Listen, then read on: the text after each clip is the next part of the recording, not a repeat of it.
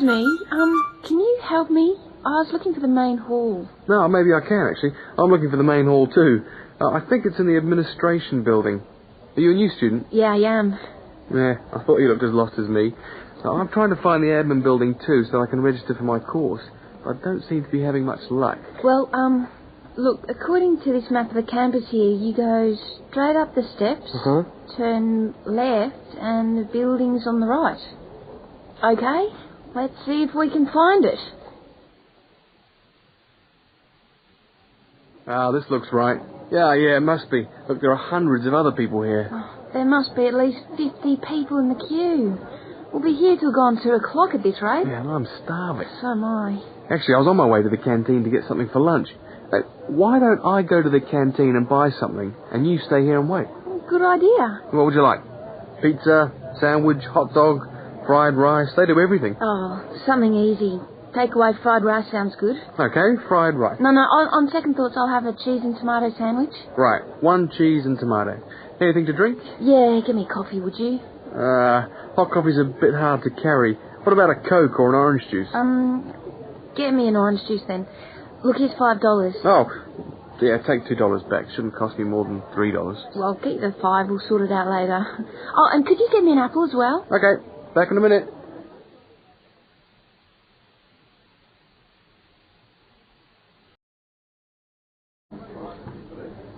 Oh, hello. I'm here to register for the first year law course.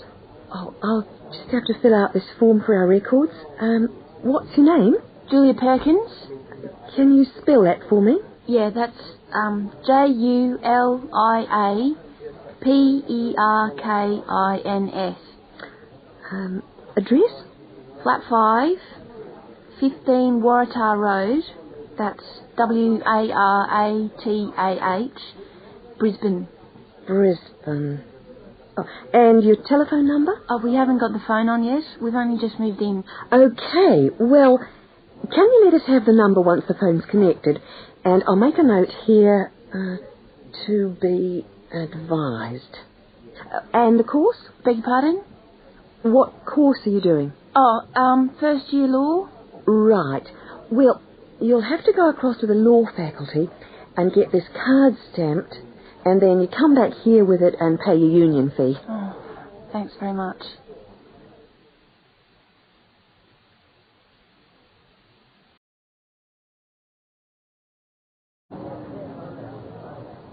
Oh, there you are. Oh, I thought you were never going to come back. Sorry, the canteen was absolutely packed. I had to wait for ages. And then when I got to the front of the queue, there had hardly any food left. So I had to get you a slice of pizza. Sorry. Oh, that's okay. I could eat anything. I'm so hungry. Oh, and there's your bottle of orange juice and your apple. At least I managed that. Great. Thanks a lot. No, and here's your $2 back. Don't worry about it. Buy me a cup of coffee later. Oh, all right then.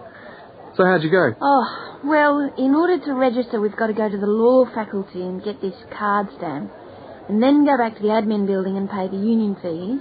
That means we're registered.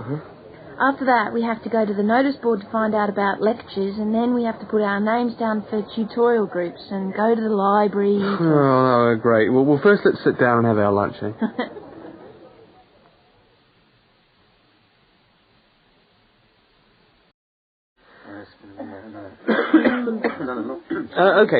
Right. Thanks for turning up today. Thanks for turning up today to this short talk I'm going to give on student banking. Many of you are unfamiliar with the way banks work in this country, and today's talk should just give you a few starting points. I will, of course, answer any questions at the end. Right. Well, as you probably know, you'll need to open a bank account while you're here. It's the safest place to keep your money, and it's best to open an account with one of the major banks.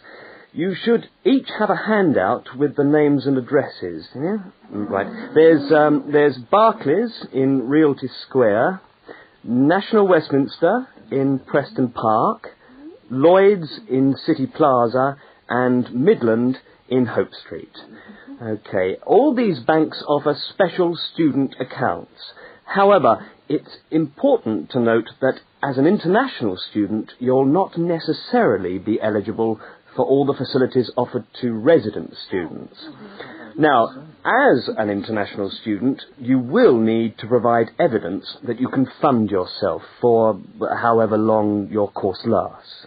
Banks have different policies, and the services that they'll offer you will depend on your individual circumstances and on the discretion of the bank manager involved. So it's a matter of going there and finding out about your own particular situation. Right. When you do go to open a bank account, you should take some documentation with you. I've already mentioned that you must be able to support yourself. In addition to this, most banks ask you to bring your passport and your letter or certificate of enrolment. Okay? Now, by far the most useful type of account to open is a current account. When you do this, you will actually get what is called a student account, which is a current account with special concessions for students. When you open the account, the bank will give you a checkbook, and you can use this to draw money out as you need it. If you need to write cheques in shops, you'll also need a cheque card. This is really an identity card, which guarantees that correctly written cheques up to the value stated on the card will be honoured by the bank. Okay? Everybody with me?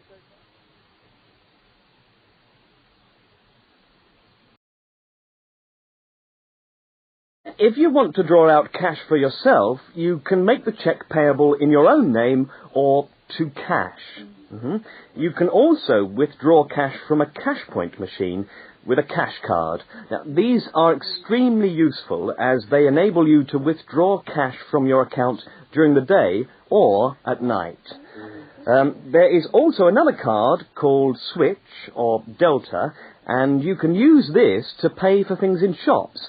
It takes the money right out of your account, so you don't need your checkbook. Now, you may want to take more money out of the bank than you have in it. This is called having an overdraft. Be very careful with this. You should not do this without permission from your bank. Overdrafts usually incur charges, though some banks offer interest-free overdrafts to some students. But find out before you get one, right? Well, that just leaves opening times. When can you go? Banks used to be open from 9:30 a.m. until 3:30 p.m. from Monday to Friday. But many main branches are now open until 4:30 or 5 p.m. on weekdays, and some of the bigger branches in London and other major cities are now open for a limited time on Saturdays. Okay, any questions? Dawn? Oh, hi, Omar. I'm glad I've bumped into you.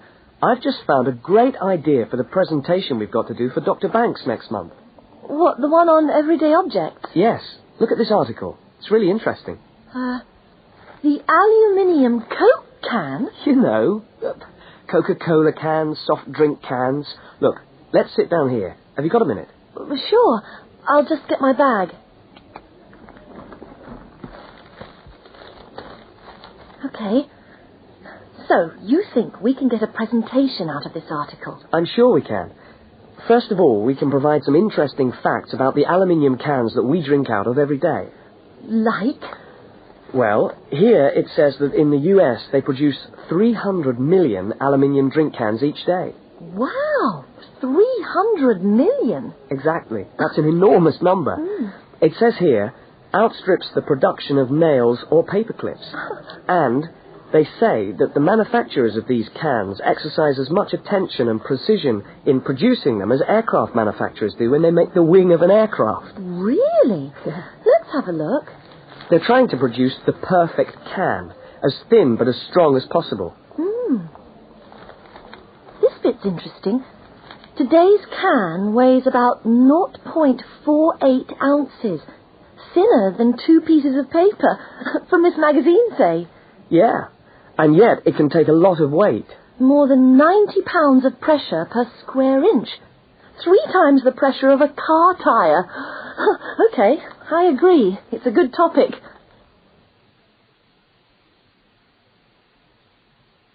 Now What I thought was that we could do a large picture of a Coke can and label it, and then talk about the different parts. Look, I've done a rough picture here. Okay, so where shall we start? Well, the lid is complicated. Let's start with the body first. I'll do a line from the centre of the can, like this, and label it body. What does it say? It's made of aluminium, of course, and it's thicker at the bottom. Right, so that it can take all that pressure. And then I think you should draw another line from the body for the label. Right, label. The aluminium is ironed out until it's so thin that it produces... Oh, what does it say? A reflective surface suitable for decoration. That's right. Apparently it helps advertisers too. Yes, because it's so attractively decorated. Good. And then there's the base. Yes, it says the bottom of the can is shaped like a dome so that it can resist the internal pressure. That's interesting. I didn't know that. Nor did I. Okay, so going up to the lid, there are several things we can label here. There's the rim around the edge, which seals the can. Got that. And there's a funny word for the seal, isn't there? Yes, it's a flange. What does it say about it? Well, the can's filled with Coke or whatever, and after that the top of the can is trimmed and then bent over to secure the lid. That's right. It looks like a seam. We could even do a blow-up of it, like this. F-L-A-N-G-E.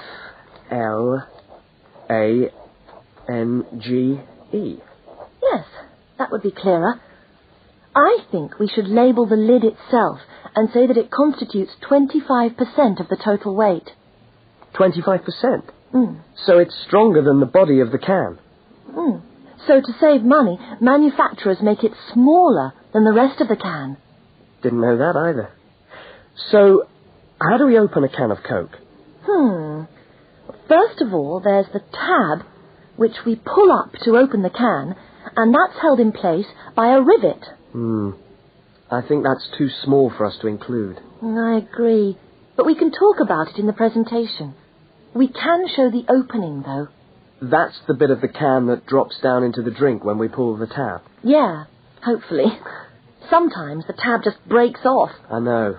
Anyway, the opening is scored so that it pushes in easily but doesn't detach itself. Okay. We can show that by drawing a shadow of it inside the can. Like this. I'll label it scored opening. Great. Well, I think we've got the basis of a really interesting presentation. Let's go and photocopy the article. Fine. I'll take it home and study it some more.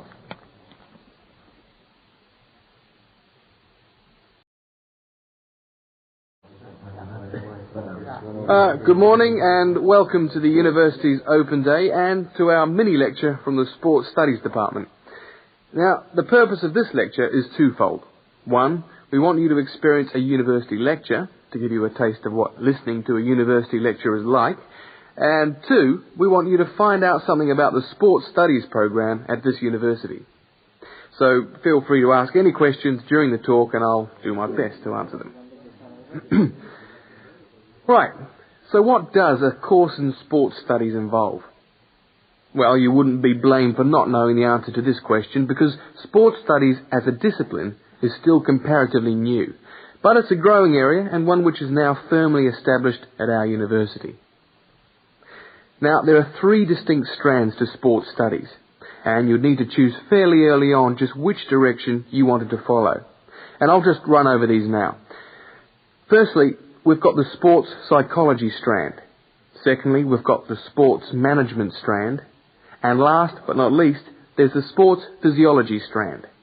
So just to recap, there's sports psychology, sports management, and sports physiology. Let's look first at psychology.